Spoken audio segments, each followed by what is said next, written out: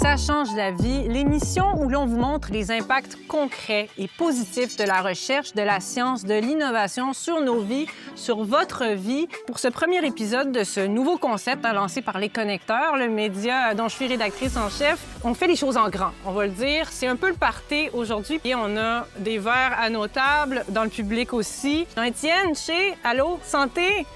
On boit un coup? Je le fais boire, c'est ça notre relation. On parle pas toujours du positif, on parle beaucoup des inquiétudes, des craintes. C'est important, mais il faut aussi montrer ce qu'on fait de bien au Québec. La technologie, elle est supposée être là pour nous donner de l'espace, pour qu'on retrouve notre humanité. Là, imaginez, vous êtes un infirmier, un médecin d'urgence, puis là, il y a une personne ou un enfant dans vos bras, peut-être en train de mourir, on veut pas le perdre. Ça pourrait être fatal si vous prenez la mauvaise décision. Donc, imaginez un assistant d'IA intégré à une application mobile qui ferait toute la différence. Et le cerveau derrière cette brillante innovation, ben c'est Frédéric Lemaire. On a tous regardé Stat, en tout cas les gens au Québec qui connaissent ça, mais d'avoir le vrai, là, tu sais, qui est là puis qui le vit. Étant toi-même médecin d'urgence, c'est pas facile. Je me sens coupable que tu sois là parce que tu peux pas être ailleurs. Je suis comme, mon Dieu, qu'est-ce qu'on fait? C'est là où on aide à accélérer des projets comme celui de Frédéric. Vulgairement dit, en fait, nous, pas d'argent, pas de projet. Garder en vie les entreprises, garder en vie les projets ou donner vie aux projets. Est-ce qu'on vient de créer peut-être quelque chose ici? Là, je ne veux pas forcer la main de personne, mais c'est un beau projet. Est-ce qu'il n'y aurait pas une date après, une date professionnelle après, ça pourrait être intéressant? Des fois, quand on demande aux gens ce qu'on fait, les gens ont de la difficulté à dire précisément ce qu'on fait. Pour ceux qui nous regardent et qui ne connaissent pas le crime, est-ce que tu aurais peut-être un exemple? Entre autres, par rapport au crime, bien évidemment, il y a tout ce qui est sous-titres. On a eu beaucoup d'impact là-dessus sur intégrer ça au Québec, ces technologies-là, les sous-titres pour la télévision. Et là, on va rappeler que selon un sondage de Statistique Canada, au moins un Canadien sur 5 qui vit avec un handicap, que ce soit visuel, auditif ou autre, rapporte ne pas pouvoir utiliser Internet. Alors, Audition Québec, on est un regroupement de personnes malentendantes et devenues sourdes. Et des fois, il y a des émissions qui commencent et il n'y a pas de sous-titres. Et là, il y a une pause commerciale et au retour de la pause, les sous-titres. Pour les malentendants, c'est extrêmement frustrant. Moi, il faut que je voie la personne. Le téléjournal, j'ai pas besoin de sous-titres. Mais tout le reste, les films, les séries, dès qu'il y a de la musique, dès qu'on voit pas la personne qui parle, c'est essentiel. Ce qui arrive, c'est que les critères, c'est 80 d'exactitude en direct, 100 quand c'est préenregistré, mais il n'y a pas de conséquences. Il va falloir travailler ça. Gilles, est-ce que ça te donne des idées? As-tu envie d'aller travailler avec les amis? J'ai l'impression de revenir au début parce que c'était exactement les mêmes problèmes. Ouais. Mais là, je viens d'entendre que le CRTC exige encore seulement 80 d'exactitude, ce qui me semble... En direct. En direct, mais ça me semble... Ça te choque un peu? Oui. Ben oui, parce qu'à 20 d'erreur, on peut difficilement comprendre. Il n'y a pas juste les erreurs, il y a les décalages. Je dirais qu'aujourd'hui, c'est pas une question de technologie, là. C'est plus une question de volonté, de politique. Le crime a été précurseur en matière de sous-titrage en temps réel. On va regarder tout de suite un extrait d'archives de 2007. Les premières technologies en matière de sous-titrage pour les malentendants ont été développées au Québec il y a une vingtaine d'années. Eh bien, il est maintenant possible pour eux de suivre des émissions en direct grâce à un nouveau système de reconnaissance vocale développé par le Centre de recherche informatique de Montréal. Voilà Kovalev en contre-attaque.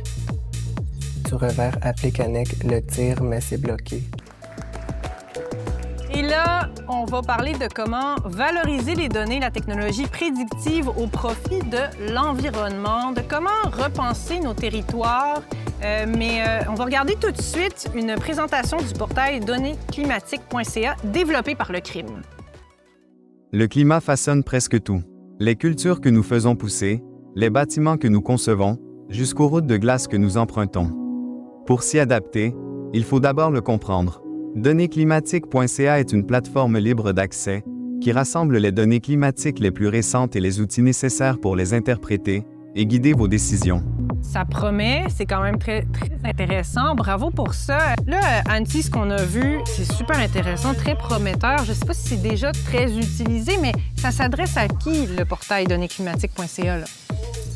Le portail s'adresse idéalement à des professionnels, des praticiens dans différents secteurs. Il y a plus de 45 variables qu'on peut aller télécharger, puis des variables telles que les cycles de gel-dégel, on parle des températures maximales, les températures minimum, en tout cas, plein de différentes données. C'est comme une appli météo, mais au lieu de prédire les 2 prochaines semaines, on prédit un peu dans les 100 ans, carrément. Quasiment, oui. Il y a des données qui vont... des projections dans 100 ans, donc... Quand tu entends ça, dans l'imaginaire collectif, on se dit est-ce que ça va être un fiasco comme ça clique? Comment on fait pour implanter des projets au municipal comme ça qui sont quand même très novateurs? Là. En réalité, les villes sont en premier front. Hein? Ouais. Vous voulez constater, nous, on doit réagir. On doit pas seulement réagir sur le tas, mais aussi avoir de la prévisibilité de nos activités futures. Donc, et c'est sûr que notre avenir, c'est dans les données. Mettons, on regarde dans les 5 prochaines années, qu'est-ce qu'on se souhaite? Je pense que le crime, j'ai mentionné qu'on était un acteur de développement économique. Tout le travail qui n'est pas souvent compris entre la bonne idée puis arriver avec un produit reproductible. Ce sur quoi on travaille beaucoup, c'est faire comprendre ce rôle-là qu'on joue. Des fois, comme ça, on est un petit peu en dessous de l'écran radar. J'espère qu'on y arrive au bout d'1 heure. Là, exactement. On espère qu'on a aidé là-dessus. Vauban accompagne des entreprises de divers secteurs afin de les rendre plus performantes, innovantes et prêtes pour l'avenir numérique. Comment vous faites pour accélérer des projets d'IA en entreprise en collaborant justement comme ça avec le crime? Aujourd'hui, notre partenariat avec le crime nous permet d'aider les entreprises plus tôt dans le processus, en commençant par l'idéation des projets jusqu'à la livraison par les différentes compétences du crime. On sait, beaucoup d'études et d'experts prétendent que le Québec est un peu en retard sur l'adoption de l'IA. Donc, si je prends l'exemple d'activation IA, Ça, c'est un programme qui implique, on a le crime, on a Assaille Conseil, on a technologie, on a technocompétences. Voilà, effectivement, qui est un projet, en fait, qui a été mis en place pour aider à l'adoption de l'IA. Chloé-Anne, les 40 ans du crime, c'est l'occasion de faire un voyage dans le temps, un voyage entre les tables et un voyage même dans l'espace.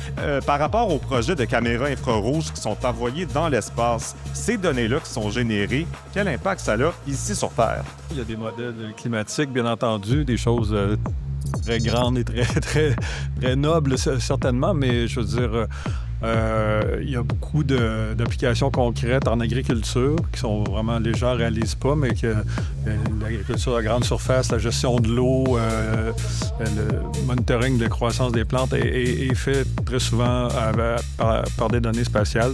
Et en fait, l'information, elle vient de l'espace, elle vient du sol, mais elle vient aussi aujourd'hui de plus en plus de systèmes aériens de nouvelle génération. On parle de mobilité aérienne avancée, on parle de dronotique. C'est sûr que les premières applications qui vont être socialement acceptables touchent beaucoup à la réponse d'urgence. Comment on est capable finalement de pouvoir intervenir dans un contexte de désastre ou d'un tremblement de terre. Anne, qu'est-ce qu'on se souhaite? Bon, toi, on parle d'IA, ça va vite. Je veux dire, aujourd'hui, t'as pas de boule de cristal. Mais où est-ce que tu aimerais que ça s'en aille? L'intelligence artificielle, pour moi, dans 5 ans, doit retrouver sa place initiale, c'est-à-dire la place qu'il a, c'est une machine, puis que l'humain comprenne qu'il a un grand rôle à jouer. Donc, à partir de ses connaissances, de ses valeurs, de sa culture, et c'est là que la machine va devenir complémentaire à nous. Bien, vous avez entendu le message. Vous devez vous sentir partie prenante de tout ça, parce que je pense qu'il faut contribuer à ces échanges-là. Puis pour ça, bien, partager son expérience de tous les milieux et tout ça. Alors, n'hésitez pas à écrire à lesconnecteurs.ca, contact@lesconnecteurs.ca, pour nous dire comment la technologie change votre vie. On veut le savoir. Merci à tous nos invités. C'est déjà la fin de l'émission. Merci à Jean-Étienne qui a co-animé avec moi et au plaisir de vous retrouver pour une autre émission. Ça change la vie.